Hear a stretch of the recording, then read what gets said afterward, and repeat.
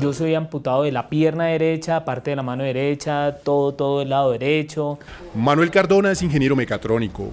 En 2005 fue víctima de una mina antipersonal.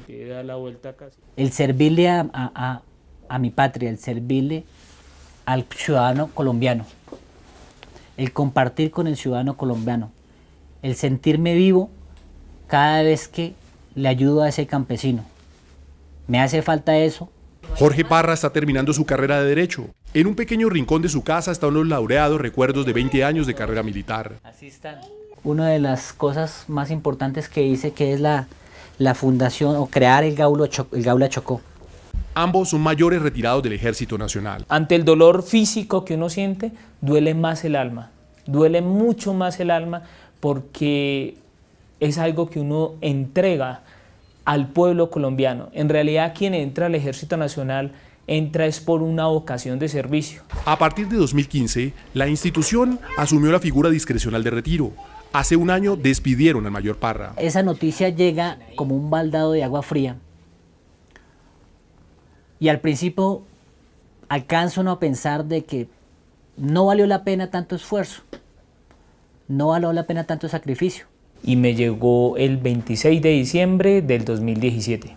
Quieren la paz del país, pero ven con preocupación lo que, según ellos, ocurre en las fuerzas militares. Que no queremos unas fuerzas militares disminuidas y debilitadas por exigencias de nuestros enemigos naturales. Y que no quieren ver, por ejemplo, en mi caso, que estas cicatrices de guerra la mire históricamente nuestras nuevas generaciones. Hombre, ¿y por qué? Porque es que quieren de una u otra manera separar esa memoria histórica. Aseguran que paulatinamente y de manera silenciosa retiran 10, 15 y 20 soldados cada mes y sin explicación alguna. Nos sentimos que nos sacaron de la institución por la puerta de atrás.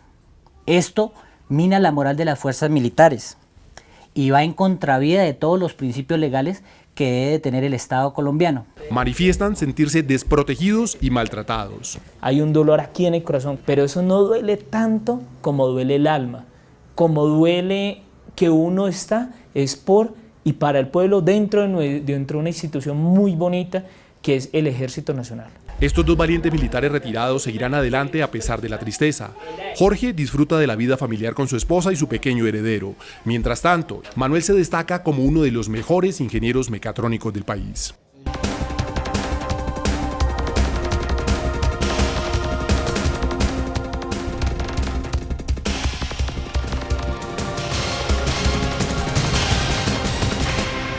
¿Qué tal? Bienvenidos a Cámara de Acción, un programa de la Cámara de Representantes con el análisis, la opinión y la información de lo que hace nuestro Congreso frente a los grandes temas que ocupan la atención de los colombianos. El futuro de las Fuerzas Armadas, una vez finalizado el conflicto con las FARC, fue el tema que estuvo vigente durante todas las negociaciones de La Habana. Hoy nos encontramos ya en el posconflicto. La guerrilla de Timochenko depuso sus armas y nuestros militares comenzaron la campaña de recuperar todos los territorios que estaban dominados por la insurgencia. Comencemos viendo cómo es ahora el mapa de la presencia del Estado en nuestra geografía. Las fuerzas militares de Colombia están conformadas por el Ejército, la Armada Nacional y la Fuerza Aérea. Estas, a su vez, están bajo el mando de un Estado Mayor Conjunto que tiene como misión planificar y liderar el empleo de las fuerzas. El Ejército tiene 8 divisiones territoriales que están más o menos organizadas de acuerdo con las regiones geográficas en Colombia. La Armada Nacional tiene 4 grandes fuerzas del mismo nivel divisionario y la Fuerza Aérea está ubicada en las bases aéreas distribuidas en diferentes partes del territorio nacional con la misión de apoyar con sus capacidades aéreas al resto de las fuerzas. Los comandos tienen sus unidades a su vez distribuidas en grupos de menor tamaño, brigadas, batallones, compañías y pelotones que están desplegados en la geografía colombiana con el fin de ejercer control territorial.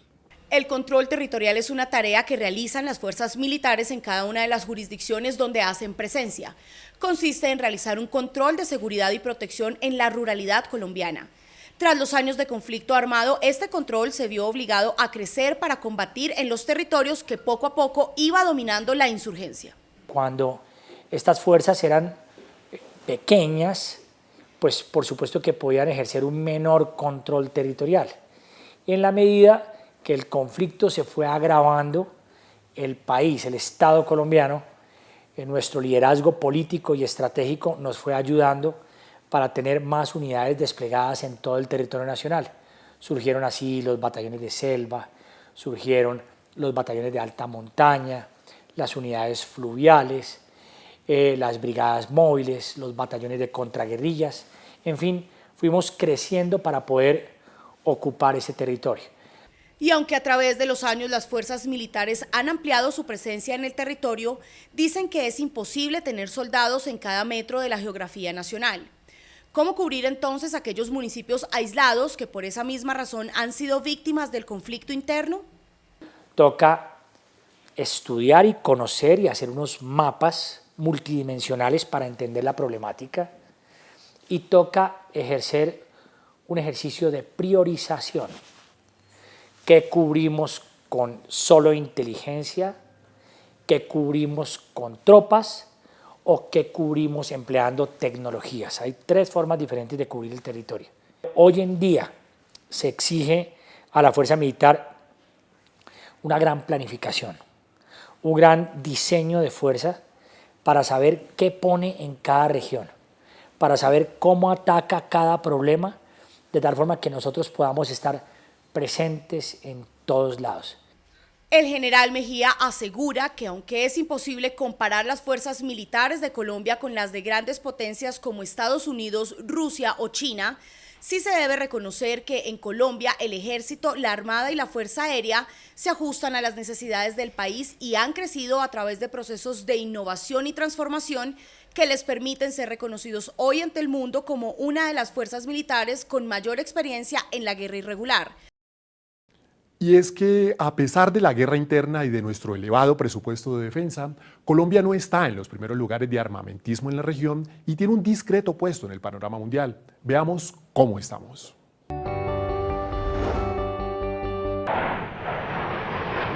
Global Firepower Index realizó la clasificación sobre el poderío militar de los países. Los factores que tomó en cuenta fueron el número de armas, geografía, recursos naturales e industria local. En el mundo, los tres primeros países son Estados Unidos, Rusia y China. A América Latina lo lidera Brasil, seguido de México, Chile, Argentina y Perú. Colombia ocupa la sexta posición y el puesto 52 en el planeta. Ha transcurrido 1 año y 4 meses desde la firma del acuerdo entre el gobierno y las FARC. ¿A qué están dedicadas o deben dedicarse las fuerzas militares? Con este paso hacia la pacificación del país, ¿tienen enfrente nuevas misiones? Hoy el país tiene un pie de fuerza militar de 270.000 hombres, sin contar a la Policía Nacional. Este año recibe 32,4 billones de pesos para su funcionamiento y operaciones. La reducción de las incursiones militares luego de la firma del proceso de paz con las FARC plantea la discusión de cuál debe ser el papel de las fuerzas militares y cómo adaptarse a las nuevas condiciones del país. Si nosotros miramos el nivel operacional que tenía la fuerza pública hace 10 años, hace 15 años, cuando se hacía cada año hasta 180 operaciones, grandes operaciones militares, etcétera, contra los miembros de la Secretaría de las FARC, del ELN, y contra miembros de paramilitares, etcétera, eso ya hoy no se hace. Sin embargo, mantenemos la misma estructura de la fuerza pública. Yo creo que sí hay que hacer una reconversión, una reingeniería al ejército y la policía. La transformación de las fuerzas militares es y tiene que ser a la medida de Colombia. La transformación de las fuerzas militares es un proceso y además un proceso muy difícil porque realmente es muy complicado saber qué va a pasar en 2, 3, 5, 10 años. Entonces nos toca ser muy cautelosos para que esa transformación sea armónica con los retos y desafíos del país. La aparición de nuevas modalidades delictivas que incluso superan las fronteras nacionales obligan a las fuerzas militares a redefinir funciones y estrategias. Nuestras dos misiones principales han sido, son y seguirán siendo proteger la frontera, el exterior, de cualquier situación no deseada y proteger el interior del país contra cualquier enemigo que persista en hacerle daño al pueblo colombiano. Los retos que estamos viviendo hoy en el post-acuerdo, con el ELN, con el Clan del Golfo, con el EPL, con grupos como los Puntilleros, entre otras organizaciones criminales, el crecimiento del narcotráfico, que es una realidad, el crecimiento de otras economías criminales, como el contrabando en frontera, como la minería ilegal, las situaciones difíciles y el reto difícil que tienen los colombianos en la extorsión y el secuestro, además de la seguridad ciudadana en las ciudades, nos hacen pensar que si bien es cierto que se requiere una policía más fuerte al servicio del pueblo colombiano, también se requieren unas fuerzas militares estables que nos permitan transitar y salir de este periodo. En esta nueva era de posconflicto deben incrementar su participación en misiones donde tienen probada capacidad de respuesta, como atención a desastres, adecuación de infraestructura con sus ingenieros militares, protección del medio ambiente e incluso prestar su concurso en misiones internacionales. El hecho es que aún antes de la firma de los acuerdos de La Habana, las fuerzas militares vienen experimentando cambios en su misión y en su estilo. Un cambio de chip que poco a poco se estará notando. Desde el año 2011, las fuerzas militares vienen transformándose, para lo cual han diseñado y puesto en marcha planes estratégicos. El primero fue el Plan Victoria. Este finalizó el año pasado. Ahora está en marcha el Plan Victoria Plus, focalizando estrategias de seguridad en las regiones en donde estuvieron las FARC. Estabilizar, consolidar una paz es algo nuevo que necesariamente está desde 2 años atrás en nuestras escuelas, en nuestros centros de entrenamiento, y que necesariamente implica el compromiso de muchas más tropas. Asimismo, fueron creados los planes Horus y de comunidades seguras y en paz, en el cual está incluida la Policía Nacional. Este plan permite la focalización de 63.000 hombres en municipios y veredas de mayor riesgo. Eso implica que nuestro reclutamiento, nuestro sistema de incorporación de soldados oficiales y oficiales se mantenga y en su momento cubra, después de un entrenamiento básico y un entrenamiento diferencial de esas unidades especiales, cubran estos sitios en los cuales las FARC en algún momento hacían presencia. Las fuerzas militares desarrollan desde hace 4 años el Plan Estratégico Militar 2030. Su propósito es modernizar el estilo, darle la bienvenida a una nueva doctrina y mantener su capacidad operativa, es decir, cambiar el chip y pensar que los militares no son exclusivamente para la guerra. El chip tuvo que cambiar sin dejar atrás las operaciones militares. Somos absolutamente conscientes de que aún habiendo firmado un proceso con FARC, continúan unas amenazas grandes para el país, que implican que tenga que haber unas fuerzas militares permanentemente entrenadas, capacitadas para el combate, pero con un chip de paz. El cambio de chip comienza ahora en las aulas de las escuelas. Estamos preparando líderes estratégicos con la capacidad de articular todos los campos del poder del Estado para consolidar y estabilizar la paz. Esto quiere decir que estamos enfocados en un continuo aprendizaje. La próxima etapa del Plan Estratégico Militar 2030 comenzará este próximo 7 de agosto, cuando se posesione el nuevo presidente de la República. Durará hasta el final de su mandato, en 2022, tras lo cual entrará en su etapa final hasta el año 2030. Para muchos expertos, el final de la guerra debe conducir a que las distintas armas de las fuerzas militares regresen a sus misiones tradicionales. El ejército a la seguridad de las fronteras, la policía a garantizar el orden interno, la fuerza aérea a la vigilancia de los cielos y la armada a la protección de los mares. Nos queda aún en Colombia el problema del narcotráfico. ¿Deben este y otros problemas nacionales atacarse en bloque por todas las Fuerzas Armadas? Veamos opiniones diversas. Según lo acordado, ¿no?, lo que es la erradicación forzada le corresponde al Estado, o bien sea a través de fuerzas militares, como lo está haciendo, que para nosotros no sería lo correcto, ¿no? Pero bueno, es una decisión del gobierno. En un país normal y en un ejército normal, temas como esos son propios de la policía exclusivamente. En un país anormal como el nuestro, si nosotros no estamos en la lucha contra el narcotráfico, si nosotros no estamos en la lucha contra todos estos fenómenos, nuestro país se derrumba. En el campo de la política hay opiniones contrarias en torno a quién corresponde la lucha contra el narcotráfico. Estas son las opiniones de 3 representantes a la Cámara de diversas tendencias. El narcotráfico le pertenece por esencia al Ejército Nacional.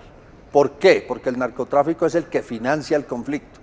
La policía debe dedicarse a la delincuencia común, el hurto, el abigeato, el secuestro y a promover la convivencia. Aquí estamos combinando 2 políticas, que es como la zanahoria y el garrote. Entonces la zanahoria pues son los planes voluntarios de sustitución, etcétera, donde se sustituyeron el año pasado más de 50.000 hectáreas, pero está por el otro lado los regaños de Donald Trump a Santos y querer imponer una política de erradicación forzada violenta.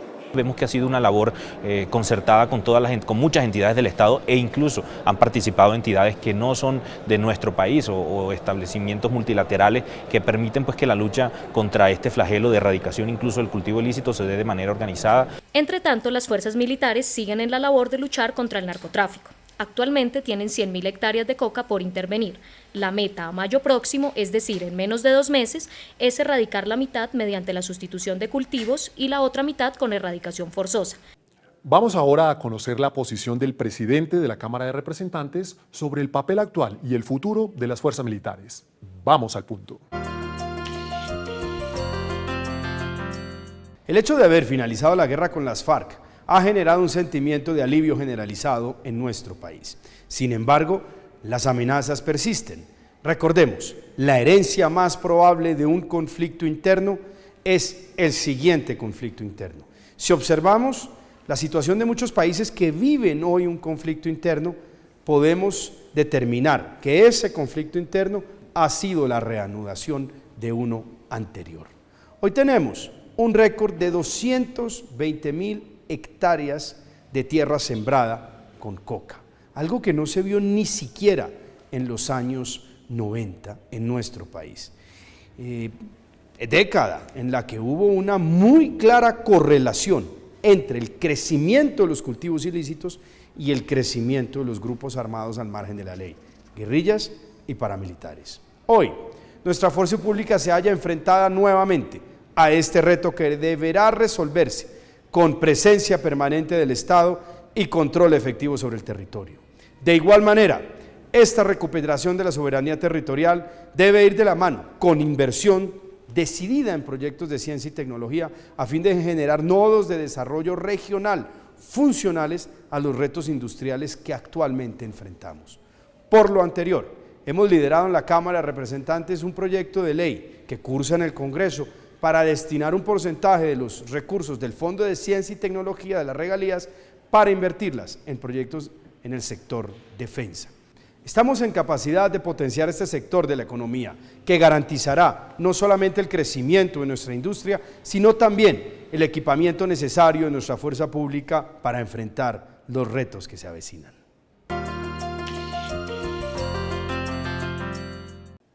Y de la presidencia nos vamos a las noticias, porque ya está lista Diana Soto para contarnos cómo transcurrieron estos primeros días de la actividad legislativa que acaba de inaugurar.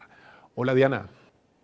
Otoniel, muchísimas gracias. Como usted lo ha dicho, la noticia es el comienzo del segundo semestre del actual periodo legislativo que finalizará el próximo 20 de julio, cuando se posesionará el nuevo Congreso. Paola Tovar, como siempre, estuvo cubriendo las sesiones plenarias de la Cámara y nos cuenta qué fue lo más importante que allí sucedió. Un saludo para todos. Así es, inició este segundo periodo legislativo y con él la aprobación de importantes proyectos de ley como el que elimina toda práctica taurina del territorio nacional. Es por esto que nos acompaña el representante Mauricio Salazar, quien es coordinador ponente de este importante proyecto de ley. Representante, gracias por estar con nosotros y cuéntele a todo el país los beneficios que trae la aprobación de este proyecto. Bueno, en materia animal, actualizamos la legislación a la jurisprudencia que indicaba, la jurisprudencia de la Corte Constitucional que indicaba la necesidad de de proscribir todas estas prácticas de violencia como son las corridas de toro. Bueno, ¿y qué pasa con las ferias taurinas, con las plazas de toro? ¿Qué pasará en el país con este proyecto? Lo más importante es que no va a haber más culto a la violencia en nuestro país. El gobierno nacional y las entidades territoriales tienen la responsabilidad de elaborar unos planes de acción para que las personas que subsisten aún de estas corridas pues tengan alternativas económicas y de trabajo.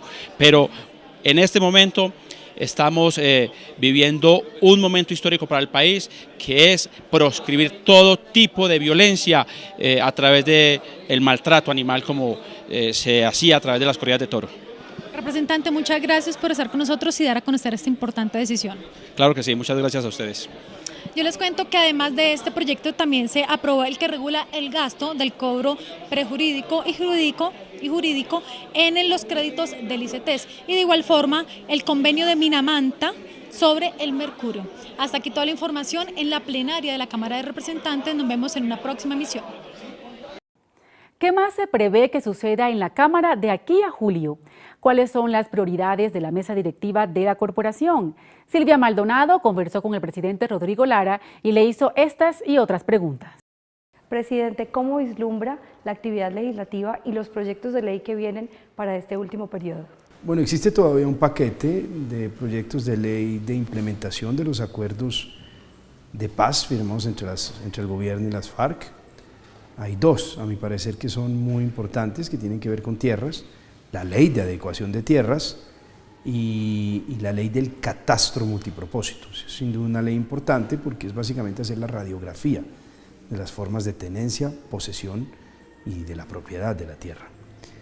Existe también una ley muy importante, que es la ley que crea el procedimiento que va a regir a la Jurisdicción Especial para la Paz. A eso hay que ponerle lupa, hay que mirarlo muy bien, pues porque en el procedimiento están las garantías de quien sea procesado.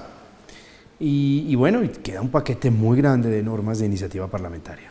¿Cuáles serán las prioridades de la presidencia de la Cámara de Representantes? Equilibrar entre tres cosas: el control político, que es consustancial a la actividad de la Cámara de Representantes; equilibrar con las normas de implementación de estos acuerdos, que es la agenda legislativa del gobierno; y equilibrar con las normas que nacen del trabajo de los parlamentarios. ¿Cree usted que la campaña presidencial va a afectar un poco, digamos, el desarrollo de las sesiones de la Cámara de Representantes? Siempre ocurre, siempre pasa que en campaña presidencial pues naturalmente merma un poco la intensidad del trabajo legislativo. ¿Y cómo ve finalmente la nueva Cámara electa para este 2018? Hay una renovación muy grande, casi el 50%, yo creo que llega gente nueva, llegan movimientos también nuevos, en el caso de los decentes, llega Almira nuevamente, en fin, yo creo que eso es positivo. Presidente, gracias por habernos acompañado aquí en Noticias Cámara de Representantes. Muchas gracias. Gracias. El 20 de julio la Cámara tendrá 6 representantes más, lo cual ha puesto a los directivos de la corporación a pensar rápidamente en cómo adaptar espacios físicos para ellos en las comisiones, en el salón de plenarias, en las oficinas y hasta en los parqueaderos. Aunque no hay espacio suficiente, ya se está organizando la logística para solucionar los problemas locativos, pues aseguran que la prioridad son los congresistas. El Salón Elíptico, el principal recinto del Congreso de la República, en donde se llevan a cabo las sesiones plenarias de la Cámara de Representantes, será uno de los espacios remodelados. Actualmente tiene una capacidad para albergar 166 legisladores cómodamente sentados y con acceso a modernos sistemas de información y comunicaciones, además de 3 sillas adicionales para los relatores. Aunque el espacio es reducido, el secretario general de la Cámara de Representantes aseguró que ya están trabajando en la acomodación de los nuevos puestos.